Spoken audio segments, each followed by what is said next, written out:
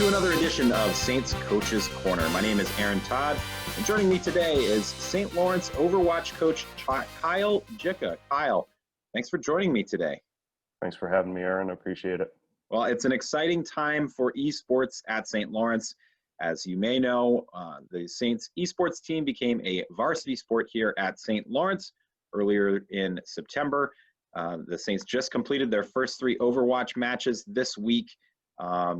Kyle, we have a lot of people who are watching today who probably don't know very much about esports. Can you talk a little bit about what esports is and maybe give us a sense of the size and the scope of the industry?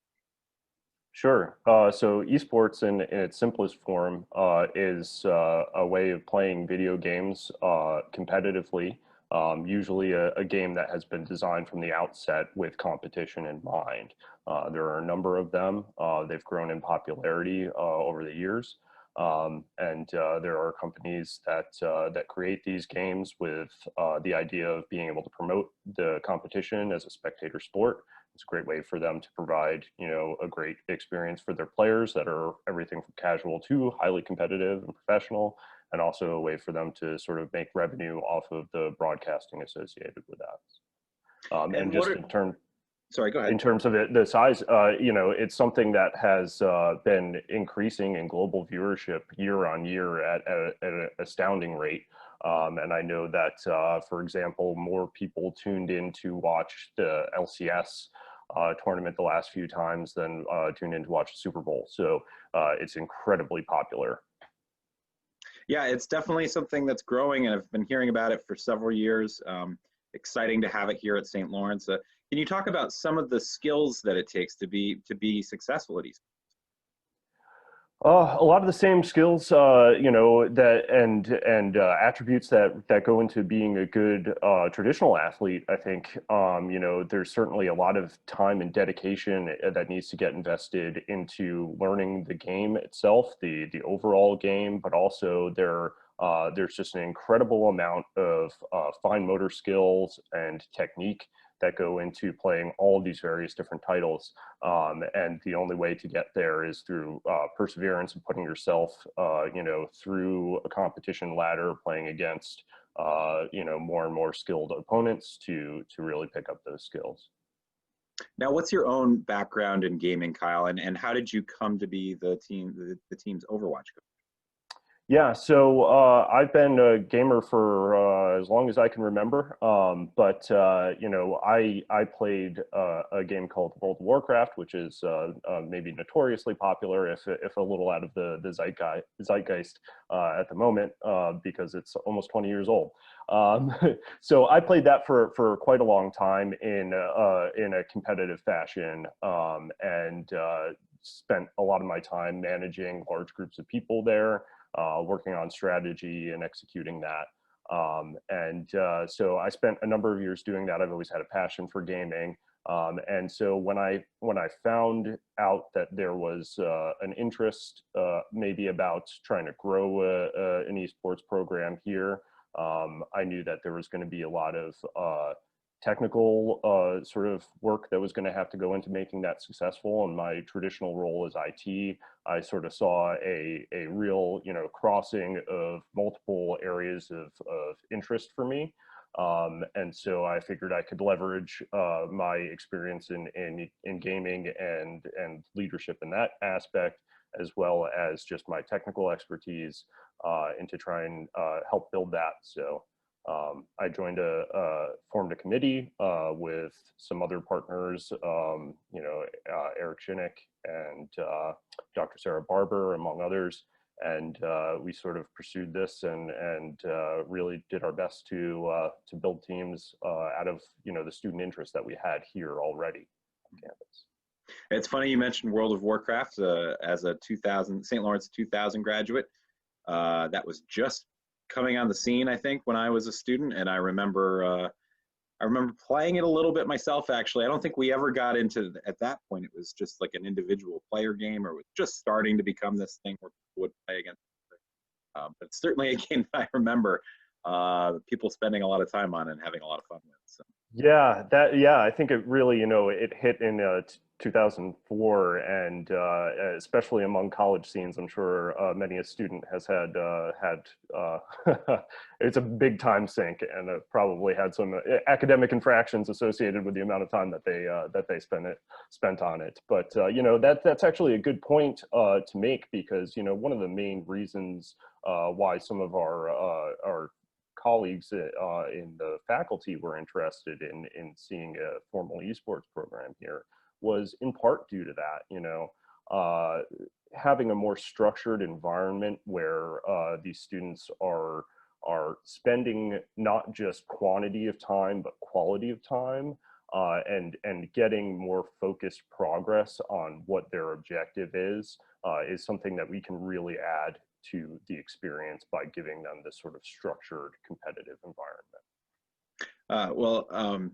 You know, the rollout of esports as a varsity sport at St. Lawrence, this whole thing happened pretty quickly. Can you talk about, but it's not as if we're starting from zero, right? You know, you'd done some legwork, and the students on the team had been together for a while. Can you talk about the progress sort of from the beginnings to where we are today, and how that process went? Sure. So I'm aware that there were some student esports groups, and I know that members of our faculty, particularly Chung-Soo Lee in the CS department, was really integral in sort of advising these student clubs. But you know, as student leaders there come and go over their tenure, they sort of rise and fell.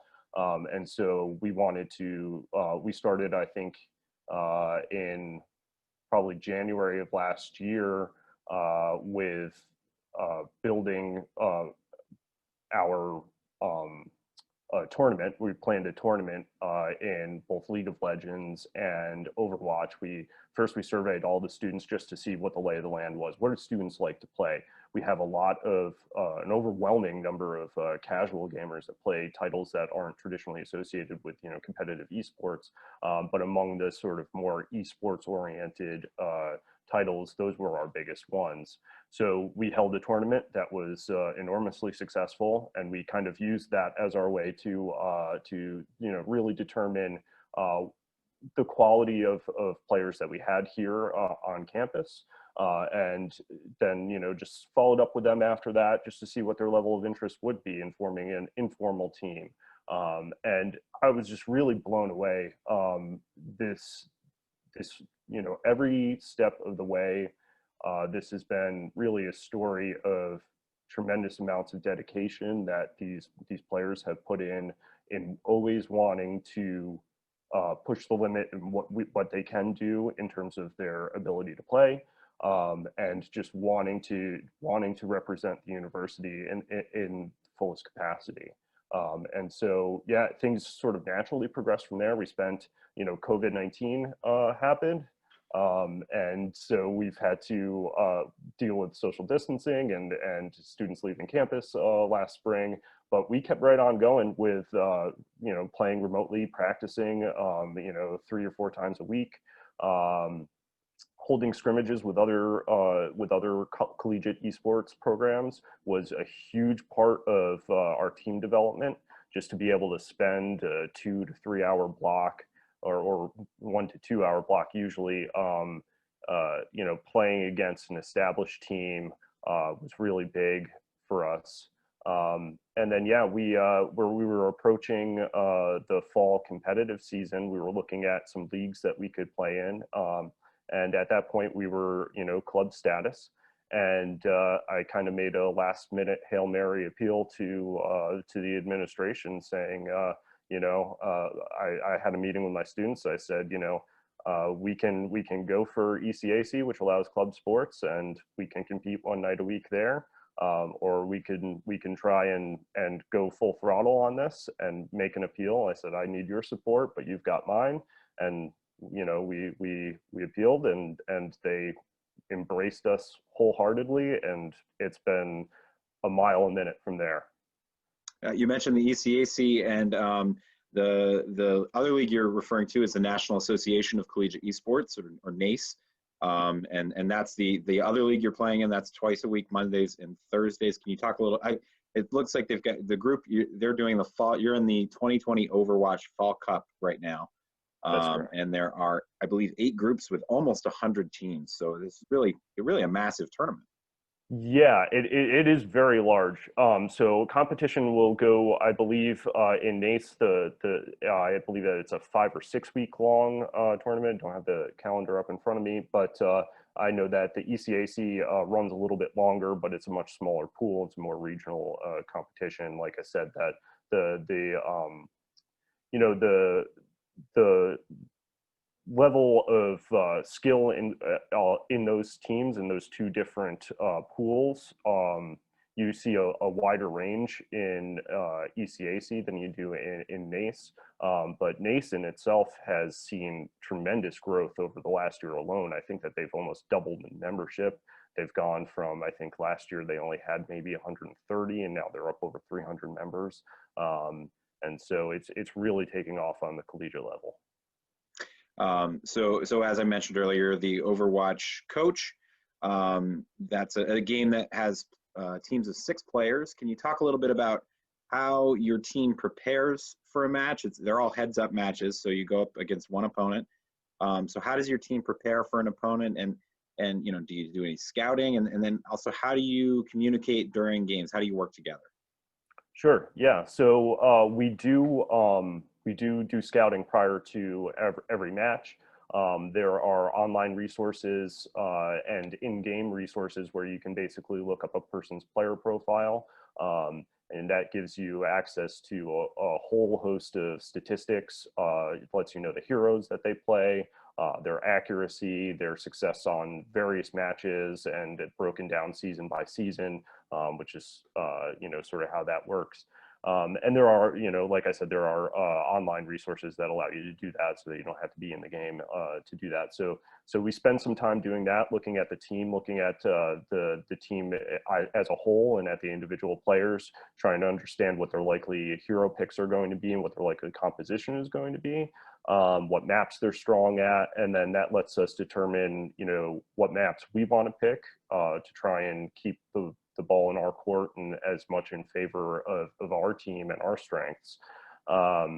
And so, there's a lot of planning that goes into that prior to the match. But, a big part of Overwatch is being able to, quickly adapt to changes, right?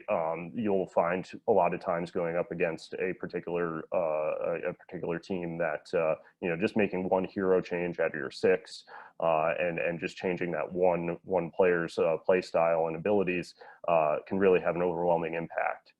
In terms of our practice and how we prepare, practice consists of usually queuing up for either what we refer to as quick play or competitive play. There's 2 game modes that we can do. We have a pretty large spread in our players' SR or skill ranking, so that kind of limits the scope of our groups that we can queue together for competitive. But we do a fair amount of that to work on things like communication, strategy, and then we have a lot of just scrimmages, as I mentioned before. We'll schedule those. We try to get one of those a week at the very least, so that we're spending time really honing all of those things that I mentioned before: communication, map picks, hero abilities, and so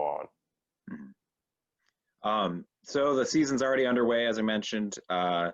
Opened the season with a tough match against a very experienced opponent in Shenandoah, but you finished the week on a bit of a roll, 3-0 wins over Providence in an ECAC match, and your first NACE win last night against Texas A&M San Antonio. It must have been really exciting to get a couple wins at the tail end of this week, and to be get your first official varsity wins. It felt great. I think it was great for the team. And I'll say that our first match against Shenandoah, they're a great team. They are all pretty highly ranked, and definitely you could tell just from the way that they moved and the way that they operated that they've been working as a team and really had that going. I think that, our team maybe had a little bit of the first time jitters. I saw them, we talked about this a little bit. I saw them, operating in ways where they were maybe being a little timid, maybe not really committing as much as they could have. But I think that they really we took some time to go over that, and we learned a lot of lessons. And while we certainly weren't up against the same caliber, the last two nights that we were on Monday, I could see that the feedback was already there. They had already picked that up, and they were moving decisively and quickly. And so it feels so great to really have some wins under our belts. And I'm feeling pretty confident about Monday's match as well. So excellent. Well, 2 more NACE matches next week. We're excited to watch those. You can tune into those. You can watch. I don't know if it'll be all of them, but I think you guys are planning on streaming all of your matches through Twitch, correct? Yeah, that's correct. So we will always try to stream our matches to give the best experience. We kind of have to, give a certain level of a spectator experience. So if we're unable to do that, we might opt not to. But for the most part, folks can plan on tuning in at 8 o'clock on Monday, Wednesday, or Thursday, and catch the action there. Awesome. Well, Kyle, best of luck. Thank you for joining me. It's been a lot of fun to watch your team this past week. I look forward to watching you for the rest of the month of October. And who knows, if you end up at the top of the group, maybe you'll make the playoffs, and we'll get to watch you continue on. Let's hope. Thank you, Aaron. Well, thanks again for joining me, Kyle. That's another edition of Saints Coaches Corner. Join us next week when we'll have another St. Lawrence coach. And thanks again for joining us.